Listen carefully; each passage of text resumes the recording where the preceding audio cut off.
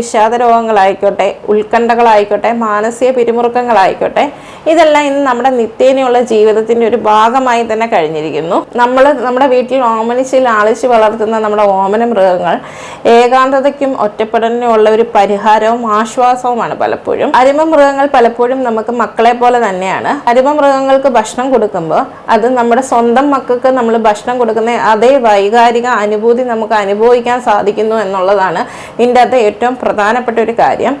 നമ്മുടെ കുഞ്ഞു കുട്ടികളുടെ കളിയും ചിരിയും തമാശകളും കാണുമ്പോൾ നമുക്ക് കിട്ടുന്ന അതേ വൈകാരിക സന്തോഷവും നമുക്ക് നമ്മുടെ വളർത്തുമൃഗങ്ങളുടെ കുസൃതികളും കളികളും കാണുമ്പോൾ നമുക്ക് ലഭിക്കുന്നു എന്നുള്ളത് തന്നെയാണ്. വളർത്തുമൃഗങ്ങളുമായി നമ്മൾ ഇടപഴകി ജീവിക്കുമ്പോൾ പലപ്പോഴും നമുക്ക് കലർപ്പില്ലാത്തൊരു സ്നേഹവും കൂടിയാണ് നമുക്ക് ലഭിക്കുന്നത്.